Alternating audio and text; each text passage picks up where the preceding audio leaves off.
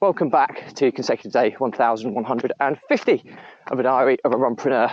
And today's topic is more money doesn't solve money problems. So remember to give this a subscribe, share, like and comment, as the more people we get in front of, the more money we raise on my fundraising mission to save the lives of children by attempting the ultimate ultra marathon. All the information about the challenge and how you can get involved is in the link in the comments below. Thank you as always, and let's get started.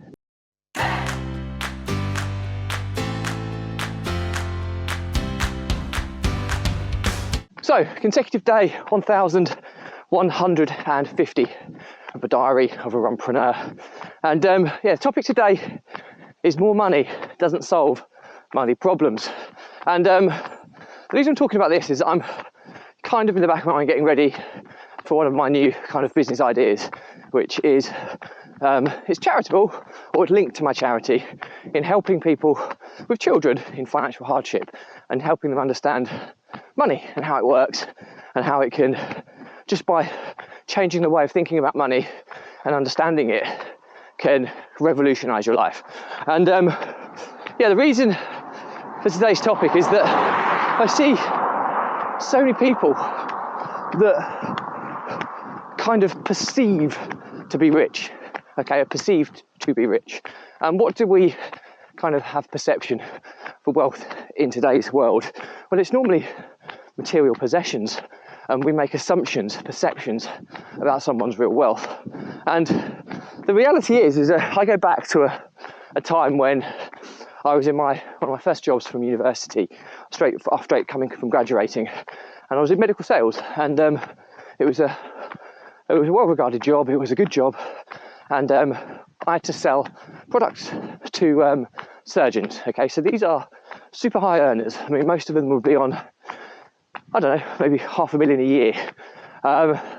So good salary, very good salary. And I just distinctly remember speaking my entrepreneurial thoughts with this really nice surgeon from Papworth Hospital in Cambridge, and he was one of the leading thoracic surgeons in the country. So he was specialised in lung surgery ultimately. And I remember talking to him, and I was talking him through. I was young, I was hungry. I was talking him through my dipping my toe into the property investment world and my entrepreneurial thoughts and what I wanted to do, and how this job was just a kind of stopgap. And the reason I was going into quite detail is that I was on a car journey. I was taking this surgeon to a conference about 3 hours away, so we had plenty of time to talk.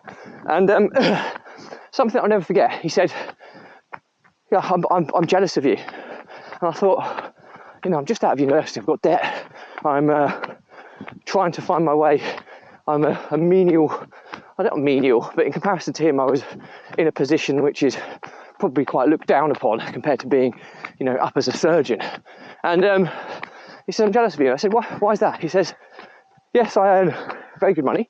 He says, "I have a private practice." I said, I earn good money with the NHS, the National Health Service.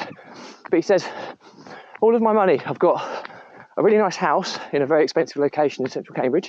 He says, "I've got 6 children, and they're all going through private school."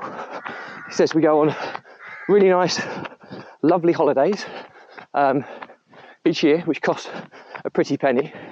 And he says, at the end of each month, he has nothing left to show for it, which was quite shocking. I mean, he earns all this crazy money, yet all of his money is spent on his livelihood, on his living. So he says he's completely trapped. He says he's at a stage in his life now where it's only getting more expensive. So he has to work harder, work longer hours, do more private work. And yes, okay, he gets his 4 weeks a year, whatever he gets, but he says he's completely trapped. And it just dawned on me that more money doesn't solve money problems. And the reality is for all his, and he is one of the sharpest minds in the business. He's a key opinion leader in thoracic surgery, super academic, super clever guy. And the reality is that he didn't understand money. He doesn't understand how it works. He doesn't understand how you can make money work for you.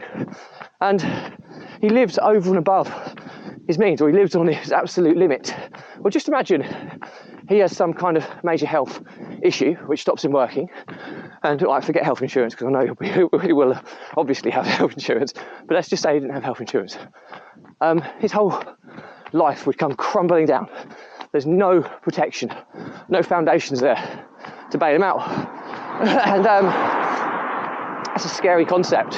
Whereas understanding money and how it works and how you can deploy money in situations where it works for you without you having to work for it.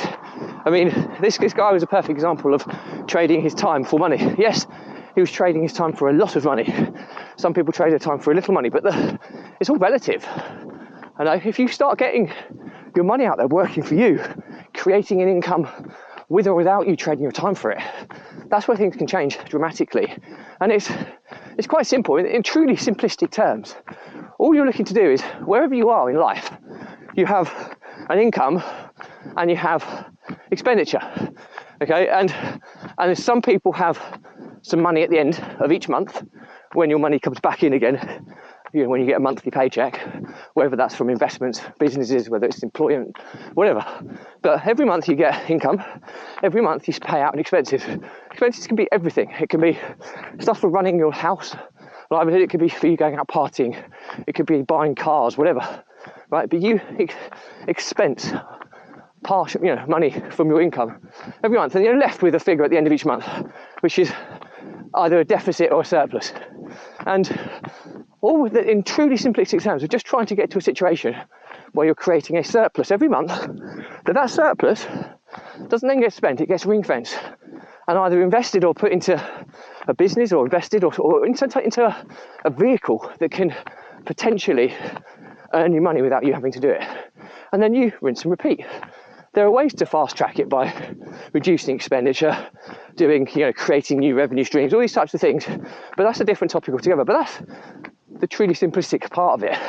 The scary part is there's so many people that end up with a deficit and they plug that with loans or finance, which cost them more money, which makes their expenses go up higher every month because of interest working against you rather than for you. And the ultimate result is that it's a snowballing situation where debt gets out of control and you can even end up bankrupt, which is incredibly scary. So my learning from the diary today is that exactly what the title is. More money doesn't solve money problems, and money problems are when you don't understand money, when you don't understand how money can work for you, and you don't understand that you don't have to always trade your time for money, but you can have money work and generate an income for you. So I'm just going past a pretty crazy dog. Hopefully it doesn't get out and savage me. But yeah, that's it for today. Any questions or comments?